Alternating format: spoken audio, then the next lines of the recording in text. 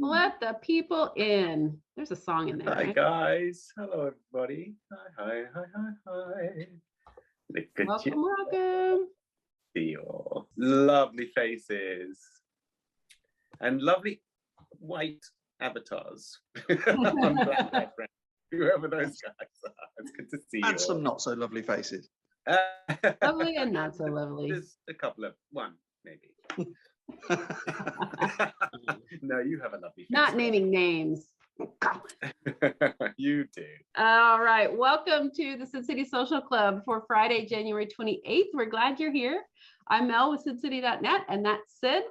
I know I say that as if there's a bunch of new people every time, and some people are making fun of me for that. But guess what? There are new people every time. And then you were like, who are these people? All right. Over to Sid. Thank you. Hello, everybody. We're nearly in February. Pretty wonderful. And I hope we see all this Omicron or whatever it is in the backview mirror pretty soon. And I hope it isn't replaced by something even more scary. What on earth is going on with Nichelle Nichols? I don't, have any of you guys been reading the news? If you hear anything, I'd love to find out how Nichelle is. Anyway, I thought I'd just put that out there in case you guys hadn't heard about it. Other than that, on a bright note, let's get talking to people. Let's say hi. We've got another birthday to celebrate. Yanina is now 18. I wish. Sweet innocence. First of all, Yanina, how are you feeling? Very important. I'm fine. I'm alive. Good. That's what we want to know. We're one of the people we keep tabs on from time to time. So happy birthday. Thank you. Well, I hope everybody can join me. I'm not going to do this all Happy by myself. 42nd birthday, Yanina. Happy birthday. Happy birthday. Thank you very much. That's so great. How is life? What I see, there's all kinds of fun new things in the background on the walls and everywhere. Are there? It looks like it. Yes. What I remember last time, I think all those above your blue mural in the back behind your right shoulder, those things I don't remember. Have they been there the whole time and I just never noticed them? Only partly. one I made later. So yeah, one is new. It's such a lovely room. You've done such a good job with all this stuff. You're so talented. What is going on in your world? What's new since we last talked? Not much. Doing projects and working mostly. I can't remember what you do for work. I have 2 jobs. I work at my uni as a student helper, and I work as a tour guide in a castle that is not a castle. Right. Okay. I remember the tour guide part. What do you mean not a castle? I can show you. I remember to send Mel some pictures because it is hard to explain. Such an ugly part of the world. It's a very weird part of the world. It's beautiful. My goodness, it's breathtaking. So that is a cathedral hill in my town, and that very long, snaky, windy building. Yeah. That is the castle that is not a castle. Okay. Yeah, okay. It looks like a chateau. What is it? We call it a residence, which you could compare it probably in its function to the White House, like the official residence of a lord back in Baroque times. And what is it now? A museum and the state library of a town. Oh, fantastic. Gosh, how beautiful. The cathedral is beautiful. Yeah, I've never seen the cathedral without construction being done. It's like when they're finished one tower, they move on to the next. And then the next. I didn't really notice that until you pointed it out. But yeah, I can see it needs constant cleaning, doesn't it? Oh, yeah. But yeah, the inside is sometimes not so beautiful. I mostly use this picture because it shows how amazing the hallway looks. Yeah. Because all of those door frames are the same size. But when you stand at the end, they become smaller in your vision. I wonder if they're all centered. That's really amazing, that geometry. It reminds me, my place is a bit like that. I mean, obviously outside that door, I have a hallway just like that leads to the bathroom. it takes, obviously you have to leave in time to get to the lavatory. It's weird. Amazing how close. But that's the oldest part, and that has to be restored now. And this one is about 100 years younger, from 1700. It has been restored in the meantime. It's not the original state. God, that's amazing. It's just beautiful. We call that the Imperial Hall because it was constructed thinking that an emperor might come. Because during the times of the Holy Roman Empire, emperors were usually always visiting other lords to make some alliances. The thing is, no emperor ever visited our castle. Oh, well, shucks. Yeah. Yeah. You ended up with a pretty neat castle, though. So that is true. Yeah. Kind of worked out. Yeah. It has a weird painting style because the room looks much higher than it is. Right. Because you have a fake architecture painted into the wall. Oh, yeah. That trompe l'oeil, isn't it? That's, exactly. Trick of the eye. Oh, That's amazing. It's very beautiful. I mean, it's quite stunning.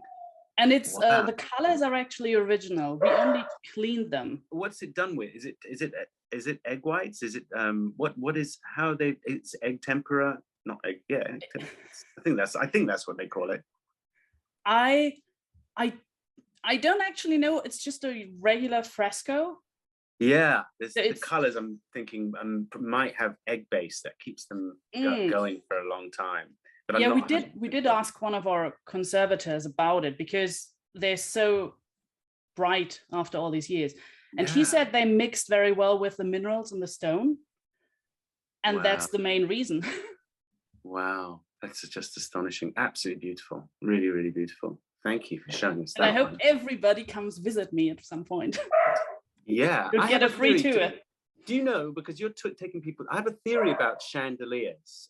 And you see how they're so high. And obviously when, 1700, 1800, there would have been candles in those chandeliers. And them being so high would have really heated up the ceiling, A. And B, you wouldn't have really got much light. So do you think that chandeliers originally were down at almost sort of head level so that you could actually, they would cast light into the room? Or do you think they've always been that high? It depends on the place. For this one, I know they were just not used. They are there to look pretty.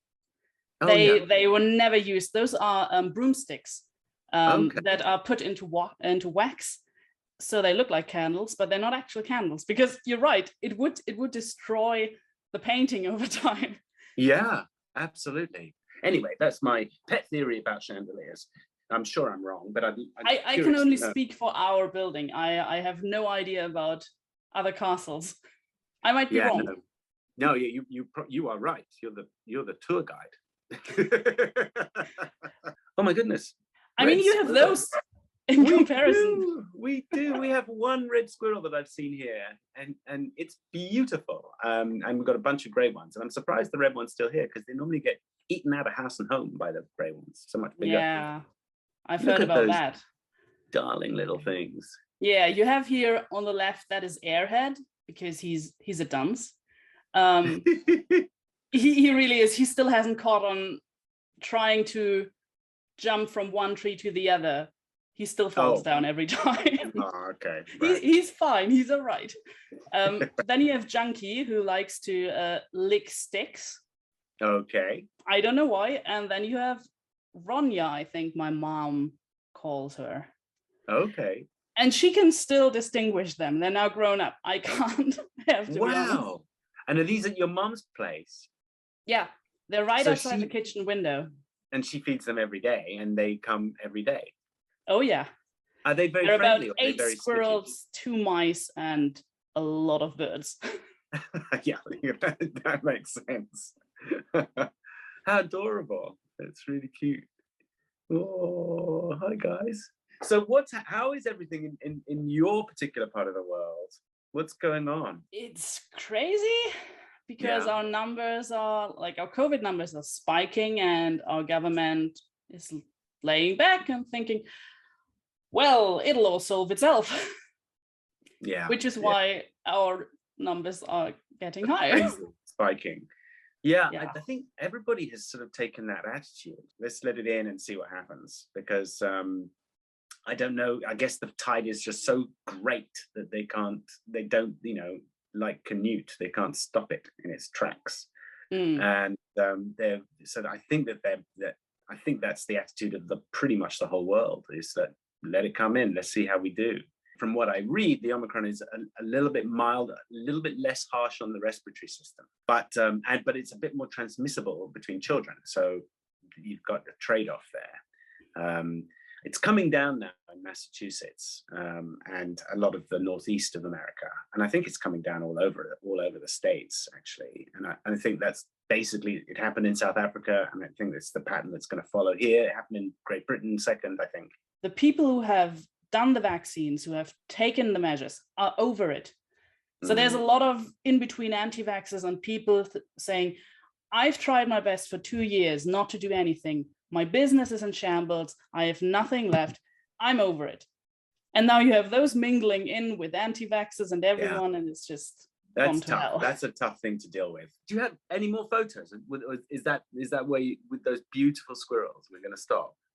Yeah, those are. I have more photos on my PC, but I was surprisingly struggling to find good ones of my workplace because we have artificial lighting and it's so hard to take good pictures with those. So the room doesn't look like.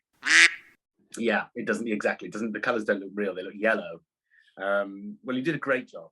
And what is it? What is a student aid? I didn't know if I've got that correct. I'm hired by the chair of English literature to help international master students when they arrive. So I take charge of getting them their insurance, which is mandatory in Germany, getting them to the city hall to register their address, getting them their bank account, right, if possible, and all that. Like, I'm the in-between link.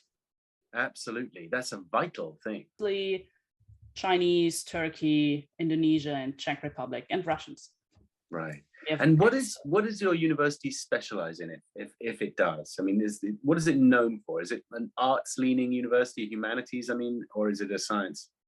Humanities, I would say mostly. We're not a tech university and not a science one. Right. Definitely not. Yeah, but humanities in Germany are a whole other topic that is too large to oh, really? Is there a controversy about that? It's going downhill because they're trying to make us basically obsolete. Yeah, they're making humanities obsolete everywhere until we're following the American model of university. There you go. Sorry, Americans. I know you hate it too. Absolutely true. And 15 years later, they realize that without humanities, people start becoming sociopaths. And they start to rewind and go, we need to teach our kids art as well as science and technology. Well, Nina, it's been so lovely talking to you again. There's Nina. Forgive her. She's obviously agreeing with me. Always happy to hear Nina. You will hear her again today, I am sure. Thank you for coming in and saying hi. Thank you. And thank you, Mel, for letting me weasel in. Of course. Happy birthday. Absolutely. Birthday's a birthday. All right, we're going to go talk to a newbie. Pef is here. We get to meet someone new. Hello. Long-time listener, first-time caller. Fantastic. We love it. We love you coming out to say hi. Some people might kind of recognize my face or my name because I did come to Destination Star Trek in London. Had my photo taken in my Kira Nerys Che Guevara shirt up on the Discord, yeah. And then video-wise, I'm the person that made the silly video, editing together all of the clips of every time that Garrick says doctor throughout DS9. Oh my God, yeah, I did that. Crazy. That's such a huge... Oh my goodness. And what an extraordinary name. Where does that name come from, Pef? It comes from my little brother not being able to pronounce my full name, which is Persephone. Oh my goodness, I'm not surprised. Little brothers can't possibly pronounce Persephone. No, exactly. I mean, yeah. So obviously I had that sort of childhood of never having my name on the pencils in the gift shop or anything like that. Yeah. I see sage nods. Me too. Yeah, I'm with you. Not many Muslim names on the cathedral gift shop pencils. So how are you? I've never met you. So what do you do? No, I know. This is the Whereabouts first in the time we've UK are spoken. you? So Gateshead, Okay, yes, up absolutely. in the northeast of England. Yeah. Wow. Yes. My mother grew up in the northeast. No way. On the coast. Yeah. She was born in on the west in Liverpool, but she grew up in the northeast, and because my grandparents had a pub there. They had pubs everywhere. They were publicans, and that's where she spent a lot of her time. Yeah. Tell me where that's close to. What other areas? Oh, well, just 'Cause the other most of us side of the are- river from Newcastle. Okay. So would you Then I can consider yourself? I'm looking out my window now. I can see the lights of Newcastle just Oh beyond my the goodness. river Okay, there. right So there. Right there. Mhm. And do you have a big football supporting? Because it's very football-y up there. Do you is. come from a football-y family? No, my dad was a Chelsea supporter, but Oh, what? yeah. And my mum supported Aston Villa, which we have no connection to that area at all. But yeah, the thing is, I did have a fondness for black and white stripes, so you've got the obviously my heart Newcastle kind of thing going. belongs. Absolutely. What have you been over the last couple of years? I'm glad you've been coming here and lurking, and really, really happy to come and talk. But how is your family, and how have you been? Gosh, well, yeah, I'm very much a lurker in everything in life. Lurkers are welcome, by the way. Yes, I know. Well, yeah, I sort of felt a little bit like, oh, I feel like everybody's bonded and made friends, and then quite a few new people have been talking recently. So I was like, come on, Beth, like, Yeah. get in there, say hello. Come on in there, Beth. Yeah. Absolutely. I'm not really close with my family. My dad lives in Ireland. Right. My mum, I'm not sure where she is, and then the rest of my family is sort of down in Sussex, so the other end of the country. Oh wow. Yeah. My lot come from. We're all in Sussex. Well, Brighton, East Sussex, Brighton. Brighton. Yeah, absolutely. Brighton's a kind of weird town for those of you who it's quite seedy, but it's got an incredibly glamorous reputation. It's a real combination of things. And there's a town next to it called Hove. Worthing. Hove, Yeah, yeah. Worthing is a bit further on, but Hove is like bedmates. That's very sort of elderly and delicate. It's really weird, Brighton. It's got lots of fun things happening there. So, but Yeah, it's lost some of its character now. It's become a bit more like everywhere else, sadly. yeah, I guess that's everywhere, isn't it? Do you have a profession? Do you work at anything? I do. Well, I've fairly recently started a new job, so I'm still settling in, but I'm really loving it. I'm a content manager for an e-learning company, so I'm sort of coordinating the production of like teaching videos. Fantastic. And does that mean you get to decide who makes those videos for you, and you kind of encourage those people? I get to decide who presents the videos. I didn't get any say in like who holds the camera. We have a studio in Sunderland that we use, which is another town up in the northeast. Yeah, absolutely. With another football team. With another football team, absolutely. And so you will put together, you curate the content for whatever it is that these young people, I'm assuming, or maybe is it aimed at young people? Adults, yeah. Adult learning. Oh, so, wow. Okay. Like I said, I'm very new to it, but so far what has happened is that there's someone who's written a book about marketing, and then I've taken that and adapted that into different lessons and scripts, and then we've got the author in and we've filmed him presenting some of that material, and now I'm trying to come up with extra footage and diagrams and fun things that we can put around his teaching bits, so it's a bit more interesting, and it's not just a bloke in front of a PowerPoint, because you can get that anywhere. Yeah, what a fantastic job. What an excellent, I'm loving it. Yeah, that's just uses your imagination to take something really dry, like a textbook or a manual, and turn it into something really multimedia, interesting, grabs people's attention, and that's fascinating. And have you been sort of sequestered? Have you been inside the whole time, or are you working your way out now? I'm kind of working a couple of days in the office now. It's not very far from me, so it's not like I have to venture very far. But yeah. I do remember when the first lockdown happened, because I have some back problems, so I go and see a chiropractor every so often. So I had to get the bus over the river into Newcastle to see my chiro, and everything was deserted. And I was just taking all these photos of the empty city streets and sharing them on Facebook. And I was like, look, it does still exist. I was like, oh, I'm crossing over the river. It's so exciting. I'm going on an adventure. That's really cool. And that was your last job. Why did you quit? Why did you stop? I stayed there for a long time because my colleagues were so wonderful and were just like amazing and would help. They were helping the people that everyone else had given up on. But it kind of became just sort of unsustainable for my mental health. And like I got signed off work for the first time in my life. And for the first time in your life. That must have been a facer. A what? A facer? A facer. Yeah. Have you never heard that expression? I've not heard that term. I think it's probably it's actually weirdly British expression, I think.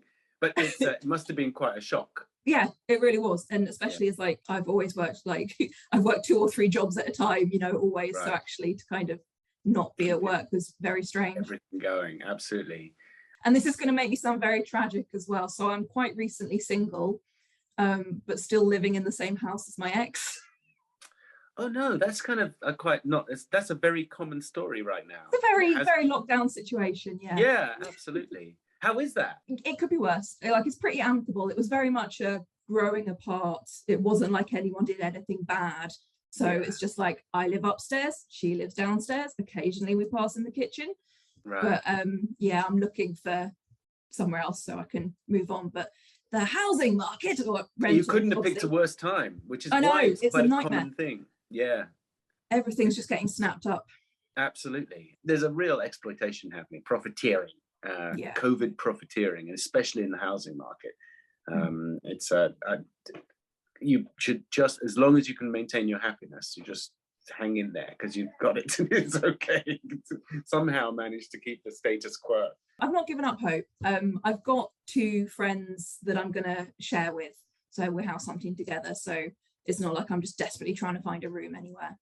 That's a really good place to be in, actually, because the alternative is just unconscionable, unthinkable. But actually, to make myself sound a bit less tragic, so one of my new housemates is in my Dungeons and Dragons party. So brilliant. That was one of my massive lockdown things. I was like, right, I've always been interested in this, but you know, I've always been scared off and not knowing everything and not being good at maths and blah blah blah.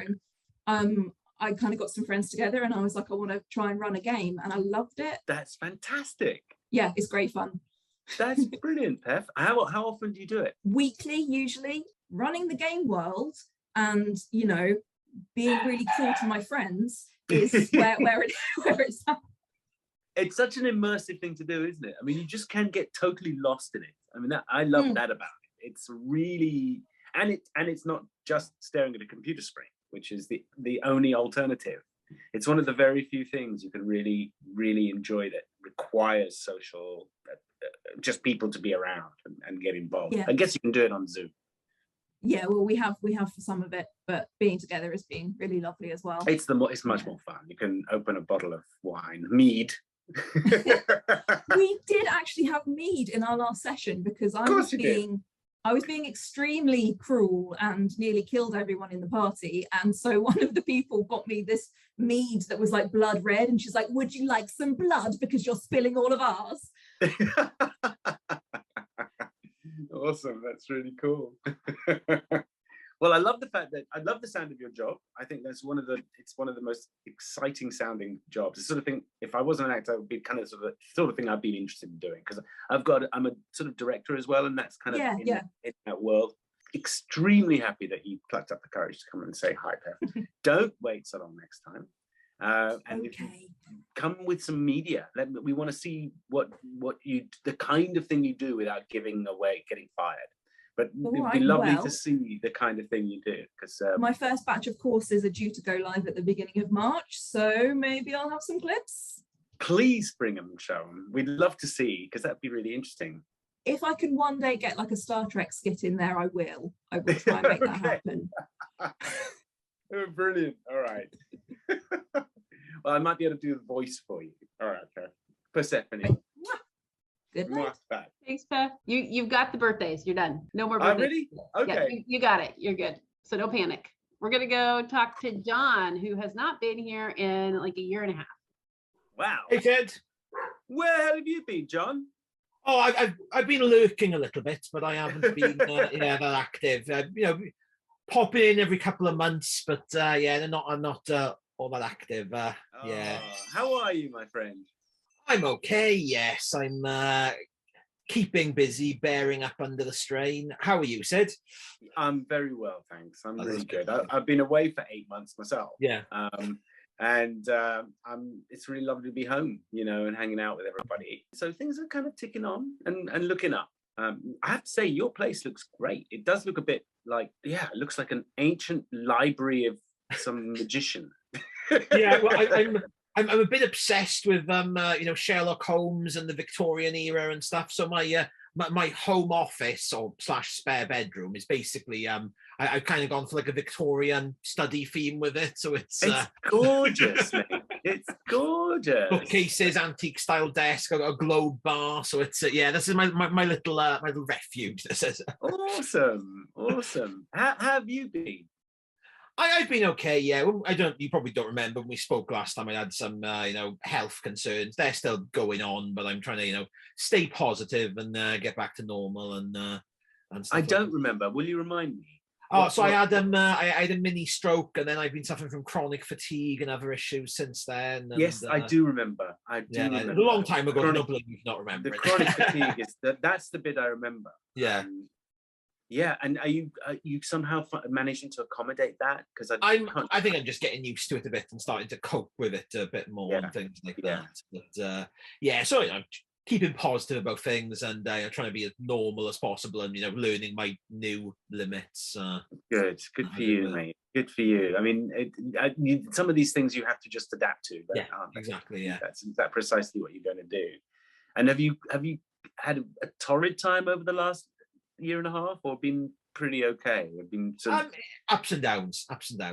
Mostly, good recently. Over the last 6 months. So, but yeah, it's quality of life is basically important. Yeah, exactly. Yeah, just trying to try and be as good a quality life as I can, and with my new normal, as it were. So you don't get out and about very often, I'm assuming.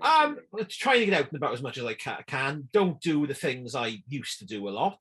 Partly because one of my biggest hobbies was amateur dramatics, and the theatres have been closed and stuff like that. And I don't know how active I can be in it when when they do reopen and stuff. But I did send some pictures over to Mel of some of my favourite amateur dramatics memories. Let us proceed. Got them, and we go. There's a bit of a difference here from if you look at my hair then and now. Face naked. Yes, well, head naked as well. So I was in a production of Hamlet a few years ago, where I was playing King Claudius, and the director asked me if I was willing to shave my head for it. So we decided for charity I'd shave my shoulder length hair and cut off my massive beard. And I think we raised in the end about £2,000 for the blood cancer charity. And I also donated the hair as well to the Little Princesses Trust to make wigs for children who fantastic. That's awesome. What was the theme? Because it looks like you've got like it was World War One. Yes, we did World War One themed, but we also did gender reversed as well. Hamlet, Horatio, Guildenkrantz and Rosenstern. That's me being killed by Hamlet. They were all women. Yeah. Then we had Ophelia as a man, but Ophelia was in a wheelchair. They were disabled. Mixed things up a bit and did World War One themed. And it was one of the most rewarding things I've done in theatre, but also one of the darkest things I've done, because it's not a happy play, and I didn't have a very happy part. No, it's not. It's not like this, jolly. Oh, this is a couple of years later. I did Macbeth, so I'm playing one of the murderers in that. Right. Bit of a smaller role, but still quite fun.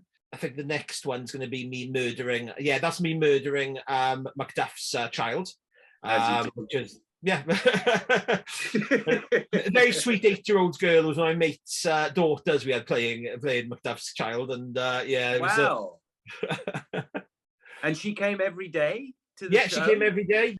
This is a bit of a different one. So this was in Merry Wives of Windsor, and I was playing Falstaff. So wow. yeah, this is when Falstaff gets hidden behind the arras and is being. Absolutely. But we set this on like a holiday camp in like the UK holiday camp, and we Like decided, Butlin. well, we're gonna do like a role play scene for one of the seductions. So I'm dressed as Roger Rabbit, and Mrs. Ford is Jessica Rabbit, as you do. Oh, wow. So this is really quite high. I mean, you know, people have done a lot of work to make all these costumes. Well, it's just stuff we throw together. A lot of it is. We're a very amateur group. That's me as the Witch of Brentford in in Merry Wives Again, and Yeah. and that's me being in the basket, about to be thrown in the river. So we decided to do as a joke where they lift up the basket and my feet are sticking out, kind of like Flintstones car off the stage. Apart from one night when I slipped, and I wound up having to be half dragged off the stage. So I couldn't get back up to my feet. So it was Oh my goodness. Fun and games. By crook. And that's Merry Wives Again. That's the scene in the woods by the tree and stuff like that with the two merry wives. Oh, you must really miss this. This is ridiculous. I do, yeah. It's I haven't done anything since 2019. I haven't acted since, so it's been a long time, yeah. And this is the Tempest when I was playing Gonzalo. Wow. I designed my own costume and decided to base it on Lord Bath of Longleat. Oh yeah, I reckon. So he's eccentric with the waistcoats and stuff like that. So my friend made me that waistcoat, which I've still got somewhere actually. That's fantastic. Oh yeah, he's quite an eccentric fella. Absolutely. This is Twelfth Night, where I was playing Sir Toby Belch. You have done more Shakespeare than I have. My goodness, that's awesome. That's wonderful, John. That was So there's I want to share that with everyone, a bit of positivity and it really is. Like what's your group doing now? They're obviously not on the stage, but what they must be talking about how to get back. What's going on? Well, so just before the first lockdown, we were about to start rehearsing Merchant of Venice, but we decided to abandon that idea. And instead, we're going to be doing A Midsummer Night's Dream, which was it was the first play we did. I like your mixed up versions. I love the fact that you had all kinds of mixed up gender specific, non-specific casting. Yeah. That's really cool. Yeah. Well, so the last time we did Midsummer Night's Dream, play within a play at the end, we did that as a puppet show. Oh. So all the actors were like behind a screen, and they had puppets of Pyramus and Thisbe and stuff like that, and that went down very well with the audience. But I think it was the first play that I ever did consciously. I played Puck when I was, I think, probably about 14 or 15. Oh wow! And that was at a school production, obviously, by our English teacher directed it, who was a real inspiration to me because he was wonderful with language and really opened up a lot of different texts to us kids. Yeah. So yeah, I think that was the first time I ever went, oh my goodness, people noticed me as an actor. Because I was one of those people, obviously the thinnest, tiniest little boy at school. We never did plays or Shakespeare in school. We always did musicals.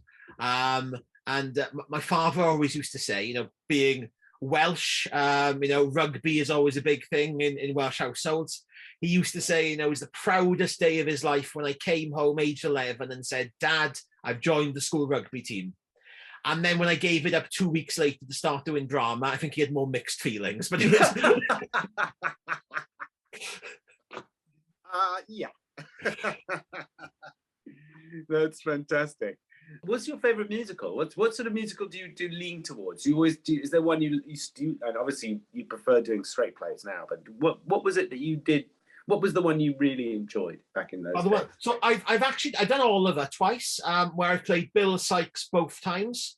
Wow. So I did that once when I was 16 in school, and then I did it when I was, I think I must have been about 29. No, I love all musicals. I love performing in them. I love watching them. I also love, because I do backstage and technician things as well, so I kind of like both sides of the curtain. The most fun I think I've had in a musical was I did Rock of Ages, jukebox musical with 80s rock music and stuff, where I played the bad guy Hertz, and that was really fun. I haven't done many musicals in my life. I mean, it's a bit of a regret.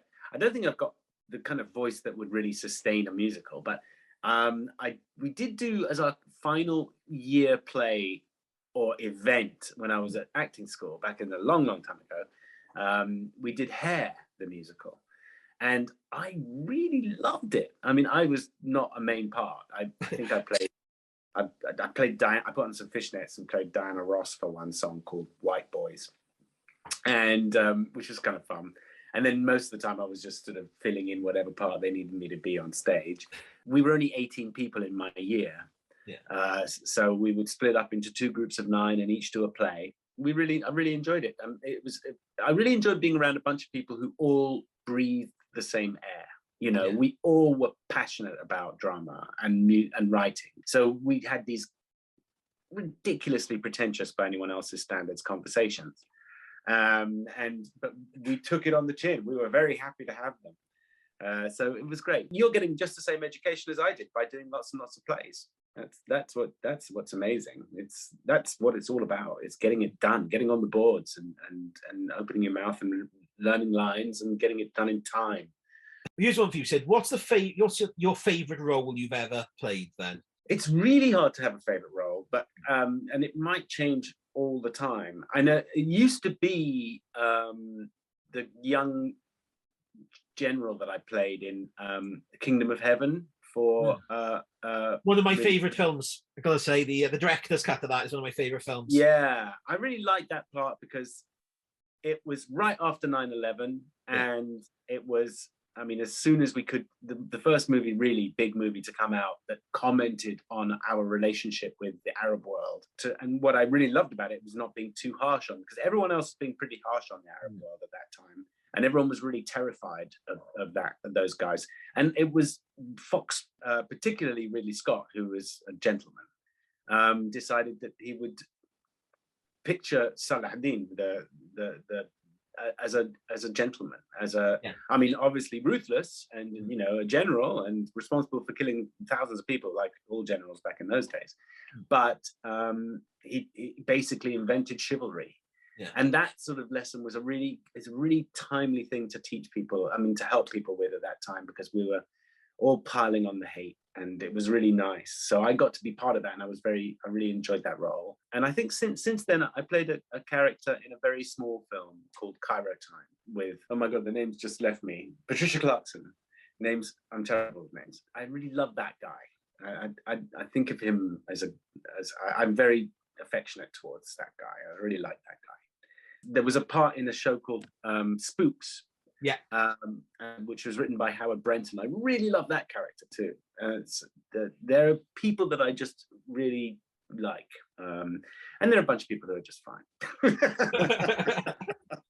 Well, listen, it's been terrific to hook up with you again, John. Yeah.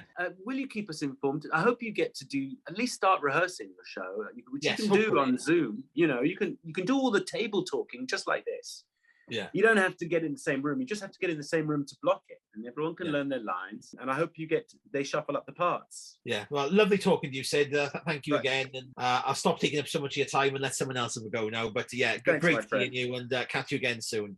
You betcha. Thanks, care. John. All right, we've got another newbie here, Julia. Hey. Hello. Hi. Hello. Hi. Sid. Hi. Hi. Hi. It's nice to be here. Thank you. You're very welcome. It's nice to have you here too. You have such an interesting scrapbook of a wall behind. Yeah. So much. Yeah, I've got so many things plastered on my walls.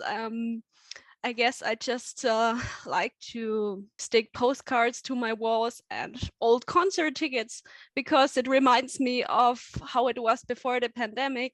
Yeah. Because I loved going to concerts before the pandemic. I was I always went to concerts or festivals, and this kind of part is missing now. So what sort of concerts are your favorites? Festivals or concerts? Yeah, I do like single concerts, because festivals can be draining or exhausting, or it could be I don't know if I could actually attend one after living so remotely for a longer time and not having been able to go to concerts. So Yeah, I'd probably prefer single concerts to start Yeah. with again because Yeah. it would be so overwhelming again.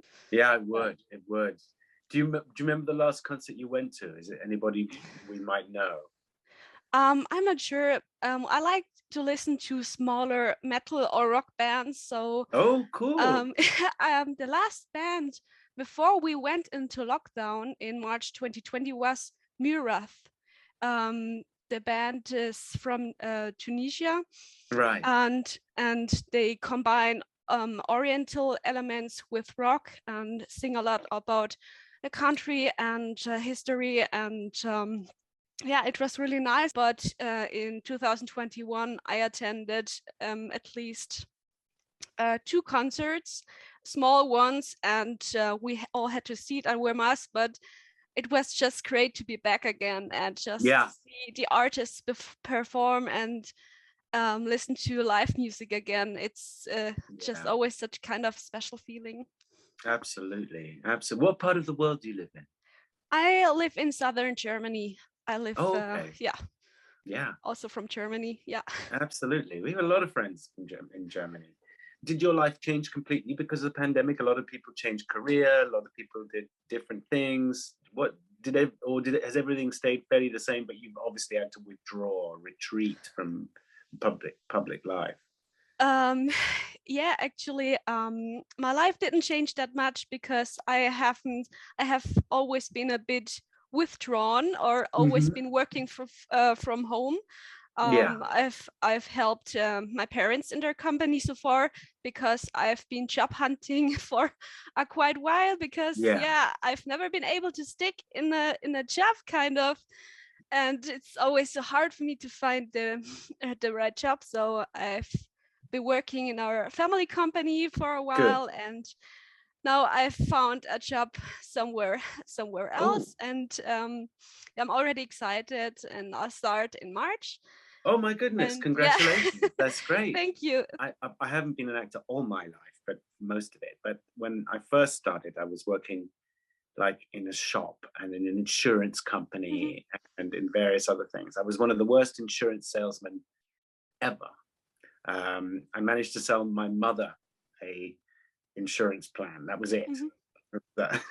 Which is the one person I probably shouldn't have exploited. What I didn't like about offices, because I can be pretty withdrawn, is that there is this constant politics of all the people in the office, and they've been there longer than you, and there's the unfriendly one that everyone says, watch out, that's the unfriendly one, and then they're the ones who are really competitive and trying to make you get fired to make sure you don't work anymore.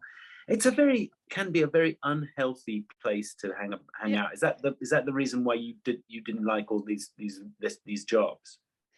Yeah, kind of. I always get easily overwhelmed. I find it hard to stick to a certain environment. I don't know. And I just try to fit in somewhere where I can finally be a bit, I don't know. I also struggle with a bit of anxiety. I'm always quite nervous. And during the pandemic, it's gotten worse because... Much worse.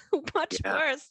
Yeah. Before I could even meet more of my friends, and with my friends I'm a bit different, but it's always with also working remotely for a longer time, I feel like I'm not into I have to fit in again, kind of get used to it again.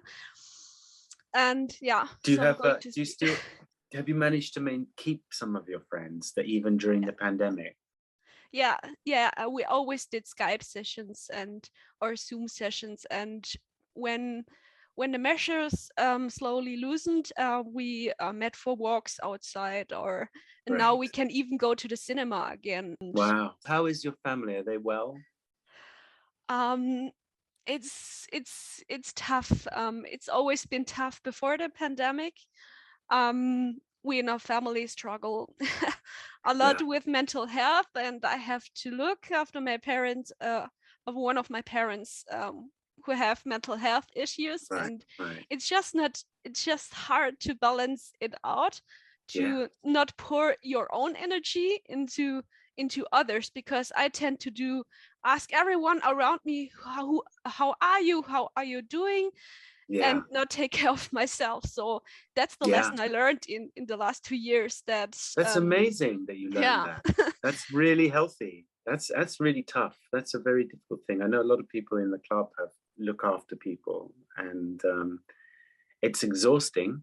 You know, and you're obviously constantly thinking of what you're going to do in the next hour and what you're going to do in the evening, and you've got to make schedules, and it's very tiring, and you don't have much time to go out with friends and concerts and other things like that. And also you can feel, I guess I've been in this situation myself, but you can feel that you start to not like the person you're looking after, and it's really unfair. The dynamic is really unfair. They're lovely people, and they deserve being looked after. Yeah, I know exactly how you feel about that. That's tough, and you do have to you have to be kind to yourself. That's the most important thing, and it's quite hard to be kind to yourself. You set such a high standard of behavior that I'm gonna be Mother Teresa here. And that's not necessary, because Mother Teresa had a hell of a lot of help. Yeah, that's true. Something that I haven't struggled with it, but I've been in slightly different situation. But you forget to do those little gestures for yourself that you know, you hope that when you get married, you know, for example, or when you get together with someone and you fall in love, and you want them to be nice to you every now and then. You forget that you actually have to be nice to yourself. You have to give yourself gifts. You have to make sure that you're gentle with yourself, not too tough. I've always known how to keep myself busy, and I've always also ventured into writing, because my true and I write, and my true passion lies in writing, but I have to make money somehow, so I have to do a 9-to-5 job. But I'm also not a very focused writer, and I have to learn with discipline writing. So me too. I'm not focused. I have to move forward that, and I'm like a small animal. I'll be like, what's that? Okay, I'm gonna go and do that. And I feel that's gotten a bit worse. The attention span. I'm like, oh, that's a squirrel. I wanted to write the next paragraph, and I'm like, okay, it's not working. So, I'll tell you what I think might help. What might be interesting, at least an interesting challenge, is don't try and write a novel or an essay or even a paragraph. Sit down, give yourself, or stand up, doesn't matter how you do this, but give yourself the challenge of writing a sentence that means something to you, and then write that sentence as well as you can, and keep working on that sentence until you think you've got it right. And then see where that takes you, because I think sometimes we can be just a bit ambitious about the expectation, where we're thinking about the destination and not the journey. And I think if you just work on, this is just my humble opinion, by the way, this isn't necessarily good advice. We've got lots of excellent writers in this club. You should ask, and then I know that Una's doing it. So just work on the tiniest detail, because that will suit your time. I mean, there's a reason why, you know, haiku in Japan is one of the highest art forms, and it's not about the length, and it's not it's about getting it precise, and saying what you think. So that's for 2 cents, that would be my bit of advice. Yeah. Okay. I'll try. I'll try it out. You just have to get into the habit of it. You absolutely will. And stop noticing the squirrels. Yeah, it's stop and block out all the distractions. That's right. Yeah. Exactly. I'm gonna wish you huge luck again. Will you come back and tell us how you're doing?